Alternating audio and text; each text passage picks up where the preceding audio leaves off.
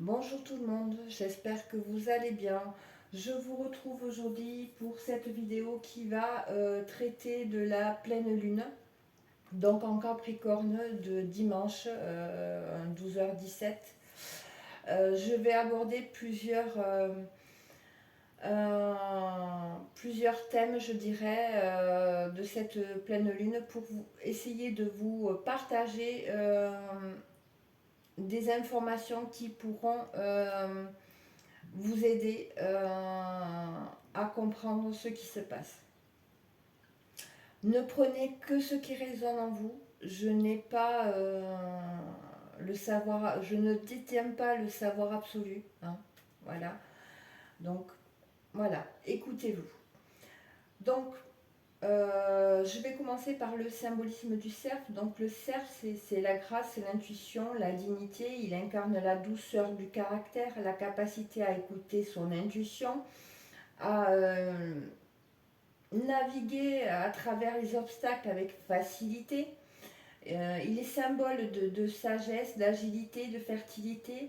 Il est relié au pouvoir surnaturel, à l'indépendance, à la créativité. C'est un symbole très fort de régénération et de renouveau.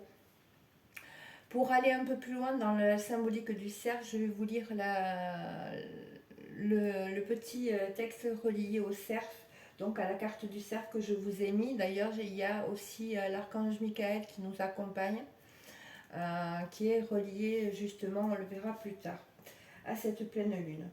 Donc le cerf, c'est je lutte ou je disparais selon l'enjeu. Le message du cerf porte sur ce qui stimule nos actions et la manière dont nous les menons à bien.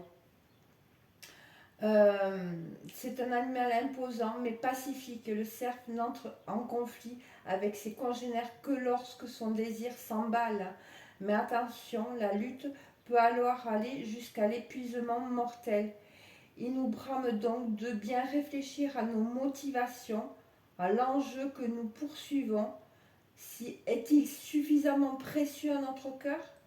Si la réponse est oui, il faut engager l'intégralité de nos forces dans le combat et nous attendre à rencontrer une forte opposition. On parle aussi de jeunes biches quand on parle du cercle. Donc c'est ici la vigilance et la recherche de paix qui doivent vous inciter à agir. La biche nous invite d'abord à être très attentifs à tout ce qui se passe autour de nous, aux menaces cachées.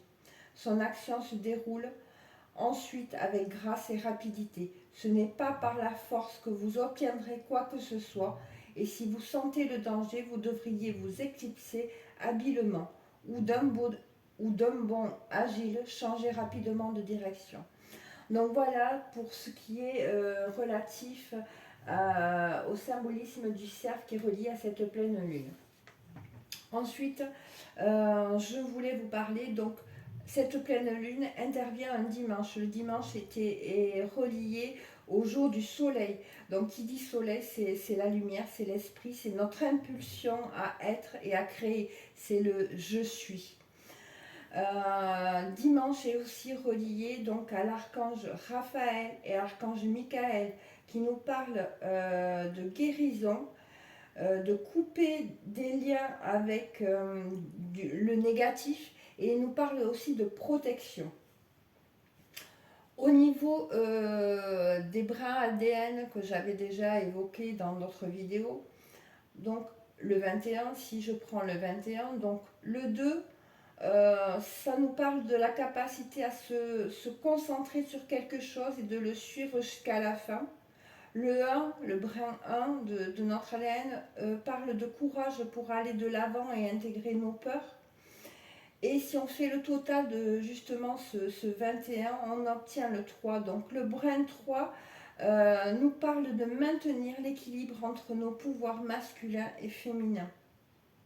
Vous voyez, il y a quand même dans tout ce que je vais vous énumérer vraiment des choses qui sont reliées entre elles, hein, qui vont dans le même sens. Ensuite, je voulais vous parler ce coup-ci de aussi l'heure à laquelle intervient cette pleine lune en Capricorne. elle va intervenir à 12h17. Le 12 fait référence aussi à une dette karmique en numérologie. Donc elle se trouve dans le domaine du 3 qui est relié à l'expression personnelle. Sa symbolique est l'expression et la communication.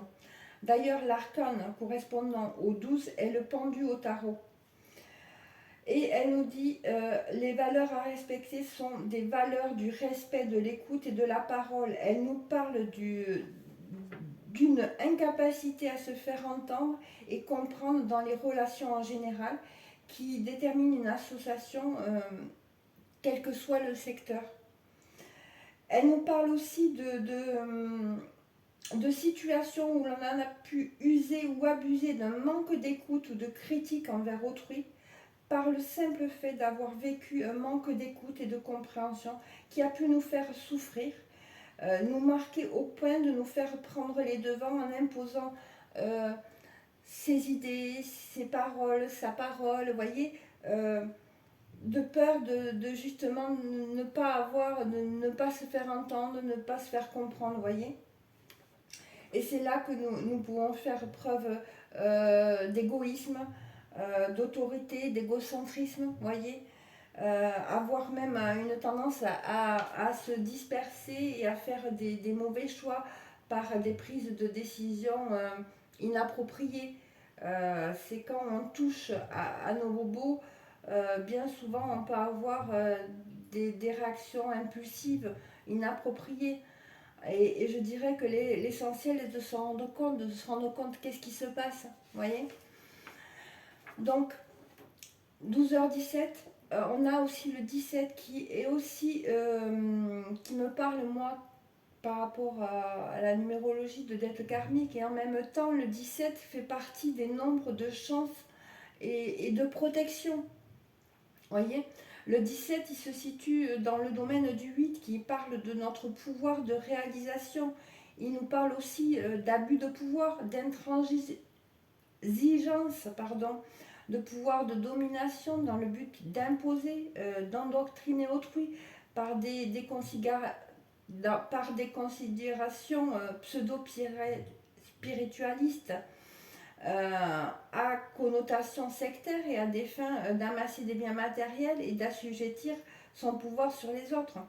Donc en règle générale, l'influence du 17 est bénéfique, c'est une énergie d'évolution et de protection.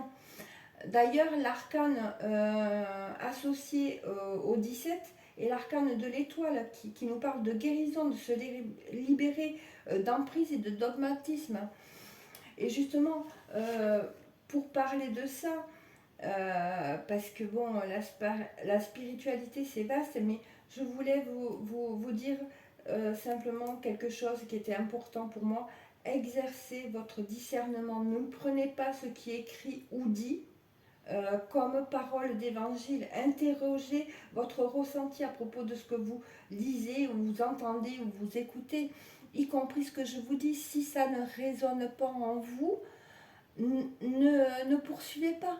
Allez vers quelque chose qui vous parle, d'accord? C'est vraiment essentiel, c'est se prioriser. Donc, pleine lune, qui dit pleine lune, dit opposition soleil-lune. Donc le soleil, je vais commencer par le soleil parce que ce sera un peu plus court, je dirais. Donc le soleil, il va se trouver en maison 10, en cancer. Donc il nous parle d'incarner nous-mêmes notre potentiel de réalisation. On parle de réussite sociale. Le cancer, c'est enfanter son propre monde. Donc le cancer, donc le soleil en cancer plutôt, démontre souvent l'influence de la mère chez l'homme. Et plus largement, elle est reliée au métier qui nourrissent, qui accueille, y compris au sens de se nourrir intérieurement, vous voyez, en faisant ce qui nous fait nous sentir en vie. Voilà ce que le soleil, pour moi, dans ses positionnements, dans cette maison, renvoie. Ensuite, on va parler de la Lune. La Lune, donc, elle est en Capricorne, elle est en exil, donc elle est en terrain hostile, froid et insensible. Donc, elle nous parle du fait que nous avons pu manquer de chaleur humaine et affective, nous sentir seuls dans notre enfance, si bien que nous nous sommes construits une carapace pour nous protéger de l'extérieur et du coup nous avons pu renvoyer une image ou paraître insensible ou distant, introverti dans nos relations intimes. On a pu avoir du mal à se laisser aller, à s'abandonner dans la relation de suite. Il nous a peut-être fallu du temps, hein. Et c'est souvent par peur de s'exposer à la souffrance, à la frustration et au manque. Donc il y a un sentiment d'abandon qui peut être présent en dessous, sous ces aspects-là. On peut parfois préférer la solitude, hein, se dire ben, il vaut mieux être seul que mal accompagné. Ou à l'inverse, être très accompagné plutôt que seul, même si la relation n'est pas satisfaisante. Car en Capricorne, ce sont les valeurs traditionnelles qui sont importantes et on parle aussi de fidélité aux engagements, voyez. Euh, donc de par ce que je vous ai cité, les démonstrations affectives sont rares quand on a ce genre de blessure à l'intérieur. On est plutôt dans le contrôle, dans la prévoyance, on est inquiet, pessimiste. La peur fait que l'on ne rêve pas, on garde les pieds très sur terre, voire trop sur terre. Voyez, on a peur d'y croire encore et d'avoir mal, en fait. Donc notre entourage peut nous percevoir comme quelqu'un de fort, n'ayant besoin de personne, comme non émotif, à cause justement de cette carapace. Et il sera question de ça, de sortir de sa carapace, de briser cette carapace qui en fait nous emprisonne. Donc, quand on a ce genre d'émotions, de blessures, il nous faut du temps pour nous détendre et qu'on arrive à gagner en sécurité. Et là, il sera question donc de lâcher nos peurs, nos blocages et de nous assouplir pour justement connecter à des relations intimes plus nourrissantes, plus satisfaisantes, plus sécurisantes et solides.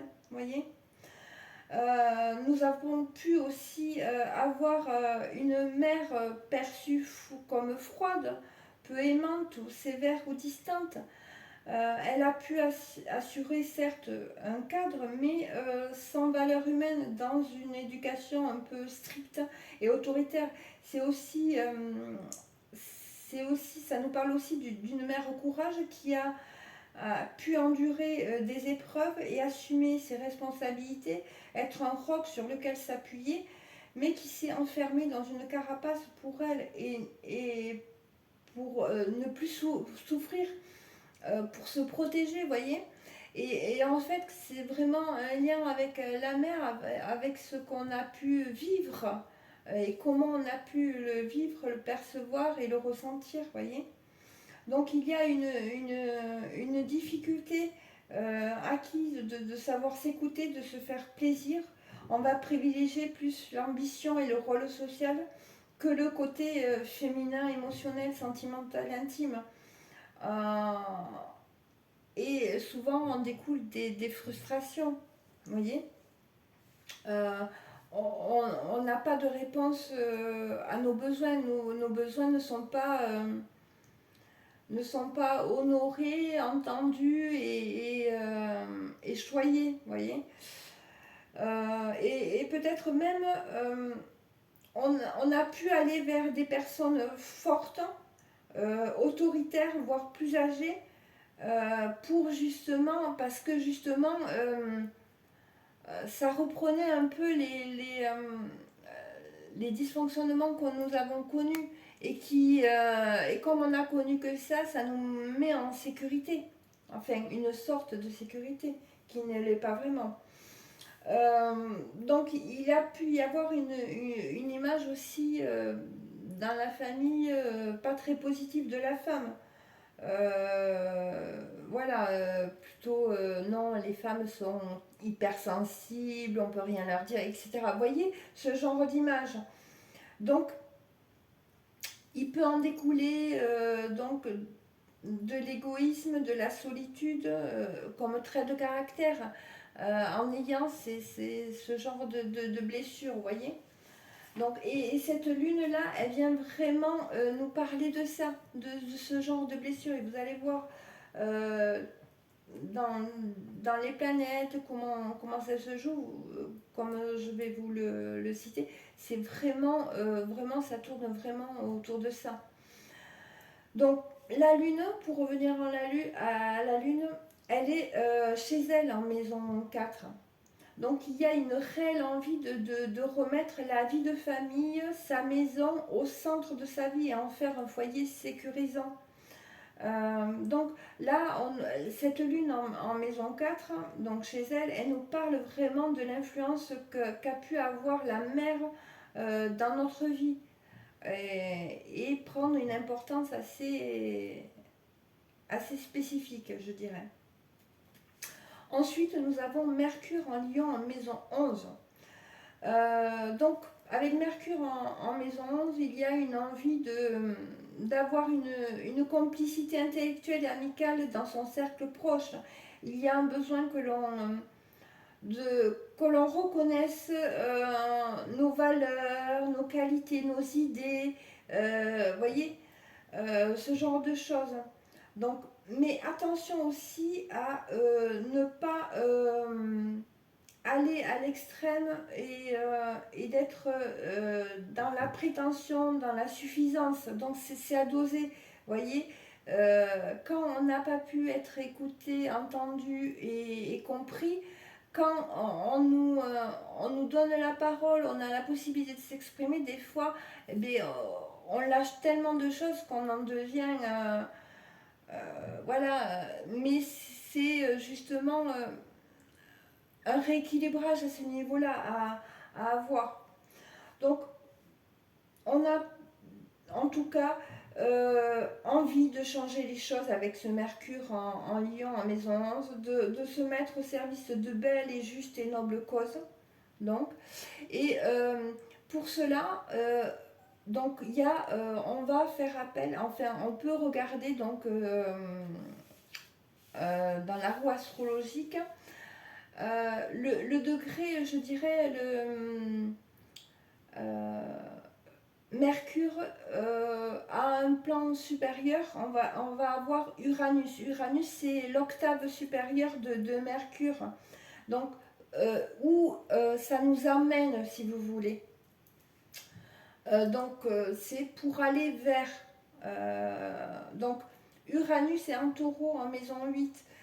Donc, il nous parle de se transformer, de se réinventer. Elle nous parle de la manière de consommer, de notre manière de consommer, de produire, d'appréhender l'argent, l'économie, ainsi que les liens avec la nature. Donc, il peut y avoir des complications ou des instabilités financières qui peuvent être en rapport avec des partenariats ou des investissements qui n'étaient peut-être pas alignés avec nous, voyez, justement pour amener un rééquilibrage. Il y a une notion d'expérimenter sa liberté au travers de son originalité. Euh, Elle peut révéler aussi une quête de vérité autre que celle de la matière, voyez, sur d'autres plans. Donc voilà pour Mercure. Après, nous avons Mars. Donc l'octave supérieure de Mars, c'est Pluton. Pluton qui est la transformation. Donc là, Mars est en Gémeaux en maison 8. Donc c'est une énergie d'action qui se fait plus sociale et communicative, une envie de partager, de transmettre, de s'amuser en prenant en passant des actions, en posant des actions, pardon, d'y prendre du plaisir. Alors attention parce que tout de même, de ne pas user de ruse, d'autorité, de domination, de manipulation pour obtenir ce que l'on souhaite, ce qui pourrait nous conduire à vraiment connaître des litiges financiers ou c'est en rapport aussi avec des héritages aussi. Donc, pour ça, donc on va aller voir l'octave supérieure à Mars, donc ce qui a transformé, c'est Pluton, qui est toujours en rétrograde, en Verseau, en maison 4, donc qui nous parle de respect des individualités, de la liberté de chacun. Donc il nous parle aussi des formes de domination, d'autorité, de ruse, qui peuvent cacher en fait une insécurité liée à la famille ou à l'habitat, des peurs sourdes comme celle de tout perdre. Donc là, ça nous demande d'aller voir un peu ce qui a pu se passer dans notre généalogie. Il y a pu y avoir des décès traumatisants dans notre généalogie ou des drames liés à la dépossession, à l'abus de pouvoir ou à la sexualité. Et donc c'est ça qu'on est poussé à libérer, d'aller voir et de libérer. Mais avant, il faut en prendre conscience aussi. Hein. Donc après, nous avons Vénus et l'octave supérieure de Vénus, c'est Neptune. Donc je vais, comme pour le reste, faire le lien. Donc Vénus, c'est en Lion, en maison 10. Donc Vénus en Lion nous parle d'être attiré affectivement par les personnes qui réussissent socialement. Il est question de rechercher un peu la flatterie, l'admiration, d'être attiré par tout ce qui brille, vous voyez, de rechercher la passion, le regard, vous voyez, l'attention en quelque sorte il n'a pu nous manquer aussi. Hein. Donc Vénus en Lion, il y a un peu d'orgueil dans l'air quand même, donc attention. Alors bien, je dirais, il va falloir être mesuré un petit peu. Par contre, la créativité, euh, votre charisme, notre charisme peut nous amener aussi à des associations très positives socialement. Les amours, les associations pourront être favorisées, notre carrière aussi, mais attention de savoir qu'est-ce qui se cache derrière tout ça aussi. Hein. Et c'est en ça que Neptune, en rétrograde, en poisson, en maison 5, va nous dire. Euh, parce que Neptune, en rétrograde, en poisson, en maison 5, elle nous parle de désillusion, de flou dans les relations amoureuses qui pourraient nous être amenées par justement cette illusion qui a provoqué ce Vénus en Lion, vous voyez. Donc là, on travaille sur le fait d'idéaliser l'autre. Dans cette position, on peut découvrir aussi des enfants illégitimes. Donc attention de ne pas perdre dans les jeux, donc les jeux au sens large du terme, les jeux de bien-être, de confort et de l'amour, vous voyez, les jeux de séduction. Hein. Mais vous voyez, il y a quand même toujours un lien hein, avec tout ce que je vous ai cité précédemment. Il y a un lien et ça va vous permettre aussi d'avoir une vision très élargie et qui peut, il y a des points peut-être qui vont plus vous parler que d'autres et c'est ok. Et peut-être qu'il n'y aura rien qui vous parle. Et à ce moment-là, voilà, allez chercher des réponses ailleurs. Mais voilà, en tout cas, c'est pour ça que j'aime bien justement aller voir un peu, élargir les horizons. Ensuite, on a Saturne en rétrograde en poisson en maison 5.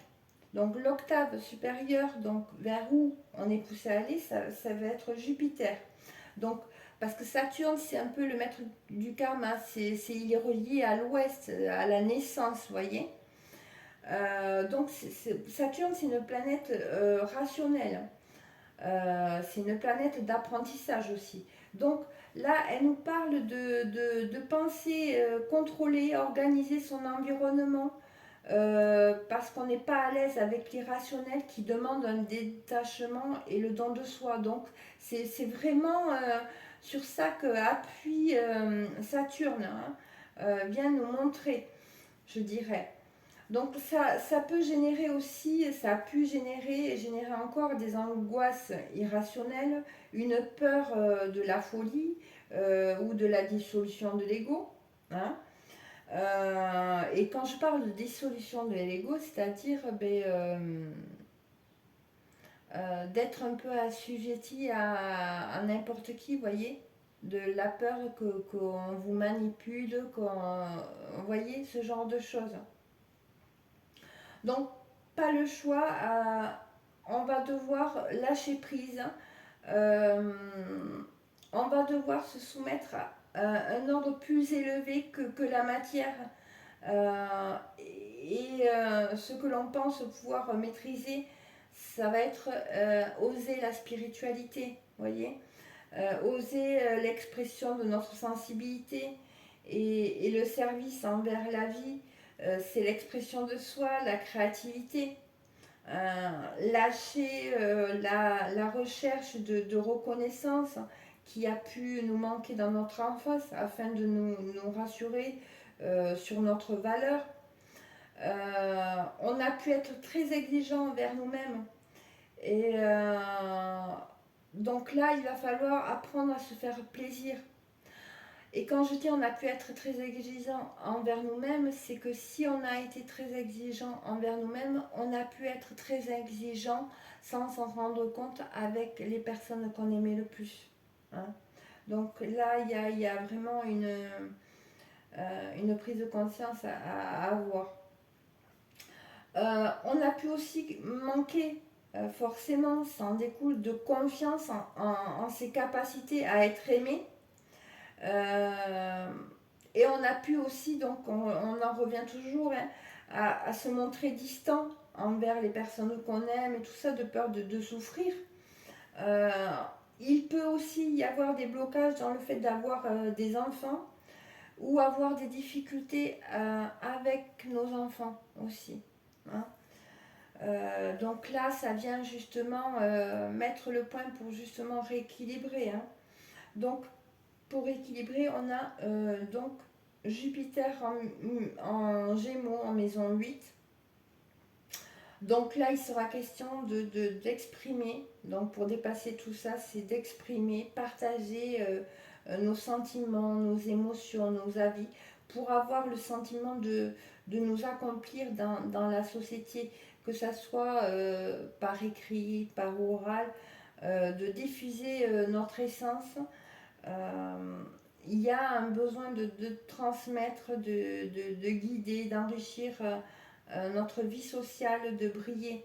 Et, euh, et tout le monde peut briller en se faisant confiance. Euh, donc après, je vais vous parler, oui, qui est important quand même, de Chiron. Chiron, c'est le guérisseur blessé. Hein. Vous savez, on a tous en nous ce guérisseur. Il suffit de vraiment activer ces parts de nous pour pouvoir guérir. Donc Chiron est en bélier en maison 7, donc qui nous parle de blessures liées aux engagements, aux relations, où il y a pu avoir une crainte de l'intimité ou de la dépendance, vous voyez. J'en ai parlé tout à l'heure. Donc ce sont des blessures liées à l'expression du feu. C'est un excès ou une carence. Hein. Ça peut être en excès ou en carence, comme je l'ai évoqué précédemment. Cela, ressurgit sur la confiance personnelle, sur nos capacités d'affirmation, sur notre combativité. En fait, si on ne se fait pas confiance, on ne peut pas faire confiance à autrui. Hein. Et c'est lié. Donc il peut y avoir des doutes sur nos propres qualités, du mal à obtenir une reconnaissance, un rapport de force et de domination. Il peut y avoir des complexes. Il peut y avoir aussi du sacrifice ou à l'extrême une dévotion de soi au profit d'une cause ou d'une autre personne, etc. Donc là, avec Chiron en bélier, c'est vraiment guérir la part de nous qui porte toutes ces blessures. Et cette guérison passera par la compréhension. Hein. Pour pouvoir guérir, il va falloir comprendre ce qui se passe à l'intérieur de nous. Nous avons aussi le nœud nord en maison 6. Donc le nœud nord en maison 6 nous parle de personnes qui se sont isolées, refermées sur elles-mêmes, qui ont beaucoup souffert et qui ont fui dans leurs rêves, dans leurs imaginations, parce que la vie dans ce monde était trop dure à supporter. Et donc ça, on a pu mettre ça en place depuis l'enfance, et donc et ça nous poursuit. Et là, il est question vraiment de dépasser ça. Donc ce nœud nord nous invite à œuvrer à la réalisation de notre vie, d'arrêter de rêver notre vie, mais vivre nos rêves, apprendre peu à peu à se faire confiance en posant des actions. Ça consiste de passer du rêve à la réalité, oser s'affirmer, non plus, et essayer de ne pas tomber à l'extrême, de ne pas tomber dans le bourreau de travail ou l'autoritarisme, hein, ou l'égoïsme, de couper avec des habitudes de fuite, de sortir de l'isolement, de reprendre, je dirais, goût à la vie, en créant, en observant des petits rituels, voyez, appréhender le quotidien pour s'en rendre maître. C'est aussi s'accorder du temps, même pour ne rien faire. Hein. Adopter une discipline dans le quotidien fait de temps et de rythmes différents. C'est-à-dire ne pas vous imposer tout le temps des rythmes, toujours les mêmes rythmes. Voyez, lâcher, hein, justement, là on nous demande de lâcher le contrôle, donc justement, voilà, c'est ça. Donc, il y a aussi des exercices de pleine conscience qui peuvent nous aider justement dans cette libération. Hein. Il y a aussi d'autres planètes qui sont pas très connues et abordées, mais j'aimerais en parler. Donc il y a Cérès qui est en Capricorne, la maison 3. Donc elle nous parle d'avoir beaucoup trop d'analyse, de trop cogiter, d'être plutôt dans la critique, pointilleux, mais on peut,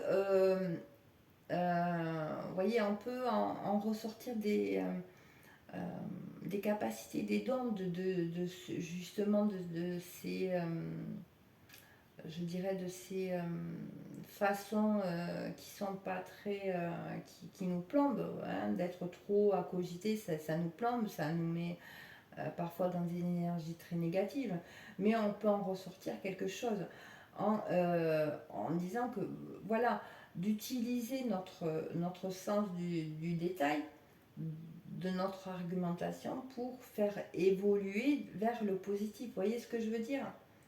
Donc, elle nous parle d'être réservée dans les communications, dans les contacts. Donc, ça souligne vraiment un manque de confiance envers autrui. Donc, justement, d'enclencher un mécanisme pour justement comment dire, libérer cette chose qui nous bloque, qui nous fait être isolés ou nous isoler, voyez. Après, nous avons Fortune qui est embellie en maison 7. Donc là, elle nous parle de rechercher à revigorer notre vie à travers nos relations tout en faisant preuve d'indépendance, voyez. Donc elle nous parle des relations qui peuvent démarrer très rapidement, mais elles peuvent aussi s'achever très vite. Mais en fait, ce qu'il y a, c'est qu'on prend ce qu'on a à prendre sur le moment, et c'est pas grave, vous voyez, c'est aussi dans le lâcher le contrôle. Et nous avons Vertex en taureau en maison 7. Donc là, Vertex nous parle donc à prendre avec des pincettes parce que ça dépend il y a plein de points à voir quand même. Donc, elle nous parle dans ce placement que ça pourrait amener un mariage karmique, un partenariat d'affaires où les deux, voire une union karmique qui peut être très probable à venir, suivant bien sûr les positionnements dans le thème natal, suivant notre évolution, notre travail sur nous-mêmes. Il en va de soi. Hein. Euh, c'est du général euh, que je vous partage aujourd'hui. Hein. Donc ne l'oubliez pas. Pour finir, j'aimerais vous lire quelques passages de l'alchimie interne par les 12 anges de la Kabbale qui sont reliés donc à ce jour de pleine lune. Donc, un texte qui nous parle, donc c'est relié avec les anges de la Kabbale, et là c'est Aeia, je ne le prononce pas très bien, je m'en excuse, qui nous parle de l'action. Donc, ça nous dit, alchimiste, l'action se situe au dernier échelon du processus mental. Tout ce qui est pensé a besoin d'action pour devenir réalité dans votre monde. La nourriture de la pensée, ce sont les sentiments. Tout ce que tes émotions soutiennent se crée, mais pour avoir une réalité, tu dois le structurer avec la raison, qui est la phase visible de l'application de la loi. L'action est la matérialisation de la pensée. En observant donc les actes d'un être, on se rend compte de ce qui capte de la pensée divine, car toute pensée n'a qu'une source, la conscience cosmique. Alchimiste, qu'as-tu fait aujourd'hui pour améliorer la qualité du monde? As-tu donné ta lumière aux structures physiques? Ou peut-être as-tu apporté un peu plus d'ombre encore? Pose-toi la question, alchimiste. Et si tu es celui qui sème les ombres productrices de ténèbres, je veux que tu changes ta façon de penser pour que je mette à ta disposition de nouvelles perspectives pouvant faire de toi un artisan au service de l'Éternel. Que tes œuvres dignifient et anoblissent ton âme. Ne remets pas à demain ce que tu peux faire aujourd'hui. C'est à toi que je confie cette vérité. Que la paix soit avec toi. Et donc, il y a un autre texte donc, qui est relié à la pleine lune avec l'ange Azalia qui nous parle du sens de la vie. Et ça dit, alchimiste, quel sens donnes-tu à la vie? Ce sens, je l'ai résumé dans un credo. Quel est ce credo? Je vais te le dire. Je suis alchimiste. Si je cherche ce qu'il y a de mieux en toute situation et en toute chose, si je pardonne à tous, sans exception, le mal qu'on a pu me faire, et si je me pardonne à moi-même de tout mon cœur, si je considère mon travail comme sacré et je le fais chaque jour de mon mieux, si je saisis avec sagesse toutes les occasions de répandre la vérité pour en faire bénéficier les autres, si je m'abstiens strictement à toute critique et je ne répands ni n'écoute ni médisance, si je m'habitue à donner dès mon réveil mes premières pensées à Dieu en prononçant quelques paroles d'amour pour le monde entier, si je suis utile dans la société dans laquelle je vis, si je fais de l'instant présent le moment le plus important de ma vie, si dans l'épreuve je reste digne, si la recherche de ma perfection est au centre de ma préoccupation, si chaque jour je chante un cantique nouveau à l'Éternel. Alchimiste, qu'est-ce que tu entends par chanter un cantique nouveau à l'Éternel? C'est louer et glorifier l'Éternel. La seule manière de chanter un cantique nouveau à l'Éternel, c'est au travers de tes œuvres. Tout ce que tu crées de nouveau, de beau et d'utile à la société dans laquelle tu vis, est une autre manière plus appropriée de rendre témoignage à l'Éternel. Tu es ici pour témoigner de sa présence en toi. Tu es médecin accompli de tâches avec amour et sauve autant que tu peux de vie. Pardon. Si tu es médecin, accomplis ta tâche avec amour et sauve autant de vie que tu peux.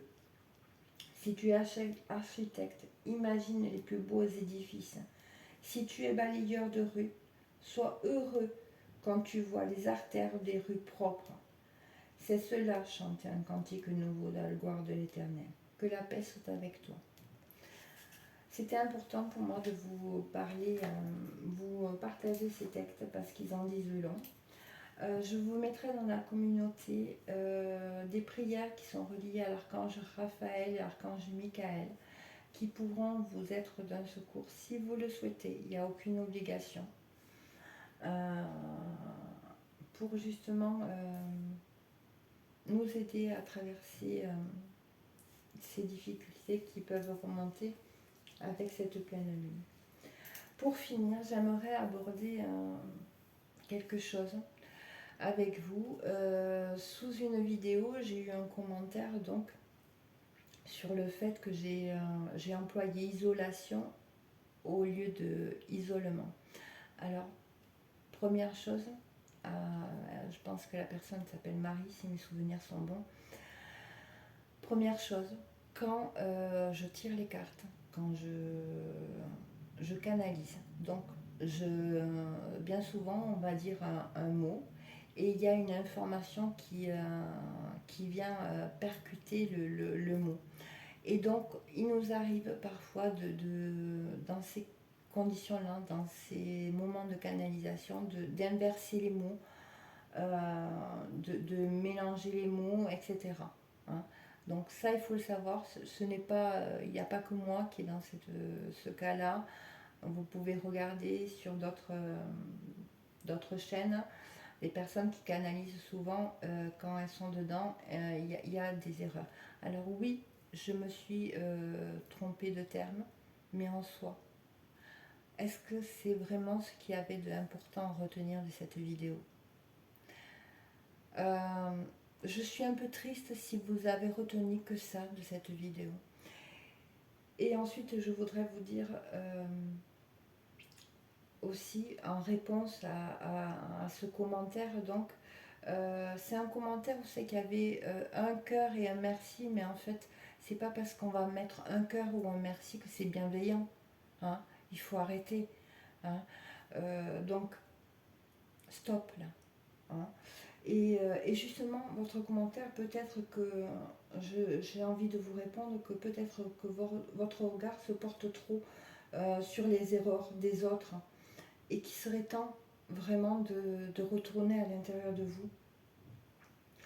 Parce que là, nous avons tous le droit de nous tromper, nous sommes humains, y compris moi, et je suis loin d'être parfaite, mais j'ai le mérite d'être moi. Hein. C'est ce que je vous partage, c'est du temps. Hein, c'est un partage de connaissances, un partage de dons. C'est gratuit, j'en fais pas mon business, d'accord ? C'est vraiment pour vous partager. Si ça peut servir à quelqu'un, j'en suis très heureuse. Hein. Et c'est quoi en fait justement de pointer du doigt les erreurs des autres. Ça sert à quoi ? Pourquoi hein pourquoi vous avez ce besoin ou on a ce besoin de pointer les erreurs du doigt d'autrui. En fait, c'est parce que on est omnubilé par l'extérieur et qu'on n'arrive pas à revenir à l'intérieur de soi. Mais là, il est temps, quoi. Il faut arrêter.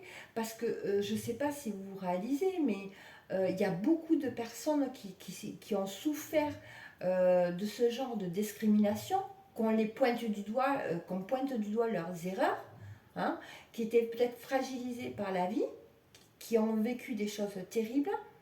Et bien ces personnes-là, elles ont fini par s'isoler et se renfermer. Alors prenez de conscience quand vous pointez du doigt les erreurs des autres, ce que ça peut faire à l'autre. Hein. C'est quoi le but ? C'est de se sentir supérieur ? D'avoir l'ascendant sur quelqu'un ? C'est quoi en fait ? Posez-vous les bonnes questions, hein. Sérieusement. Hein.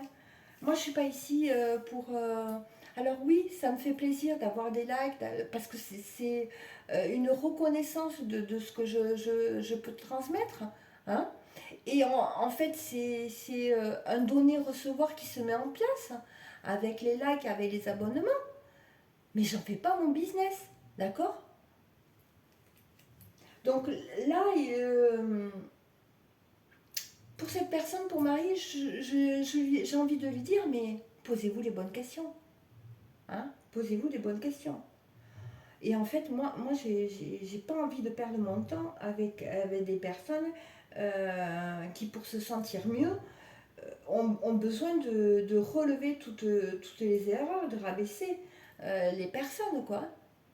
Quand je vous parle de choses à transcender, etc., je ne vous juge pas. Hein. Ce n'est pas un jugement, ce n'est pas une critique. Hein. Je suis passée par là. J'ai fait les mêmes erreurs et j'en fais encore. Hein. Donc, c'est juste pour vous donner des points qui peuvent vous aider justement à vous libérer.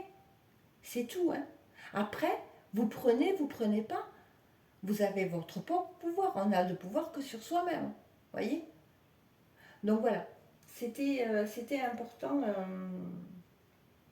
de que je fasse un point sur ça parce qu'en plus, dans une autre vidéo, dans une vidéo S'aimer soi-même, je crois que c'était, je parlais justement des personnes qui ont peut-être difficulté à s'exprimer, qui peuvent avoir de la dyslexie, mais en fait, c'est pas je suis dyslexique, non. J'ai une pathologie qui fait que je vois les choses différemment, etc. Mais en fait, c'est un don. Transformez-le. Parce qu'il y a quelque chose, si vous ne comprenez pas les choses de la même façon que tout le monde, peut-être qu'il y a en retiré des choses bien plus puissantes, vous voyez. Donc je parlais des handicaps, des difficultés, etc. Et d'en tirer de la lumière, de justement assumer et que nos handicaps nous amènent justement à briller et arrêter de nous cacher, quoi. Oui, on n'est pas parfait. Hein. Et, et l'instruction, elle ne... Comment dire? Elle ne garantit pas l'intelligence de cœur. Hein. C'est pas parce que vous n'allez pas faire de fautes dans une phrase que vous allez avoir une intelligence de cœur. Hein. Ça ne vous met pas à l'abri. Hein. Donc là, ça peut paraître comme un donneur de leçon, mais non, ça ne l'est pas. Hein. C'est juste pour recadrer les choses. Donc, Marie, posez-vous les bonnes questions. Hein. Ne serait-ce que pour vous rendre service à vous-même. Voilà. Pour les nouveaux abonnés, je vous dis bienvenue sur la chaîne. J'espère que vous pourrez trouver des informations, des choses qui pourront vous apporter soutien, aide. Je remercie toutes les personnes qui like, donc qui font fonctionner ce donner-recevoir, qui respectent mon travail, parce que j'y mets beaucoup de mon temps, beaucoup de mon énergie, beaucoup de cœur. Et c'est vraiment sincère, hein, c'est pas du faux semblant. Voilà. Donc merci à vous. Je vous souhaite une très belle journée. Je vous retrouve bientôt avec d'autres nouvelles vidéos. Prenez bien soin de vous. Je vous embrasse fort. À bientôt. Au revoir.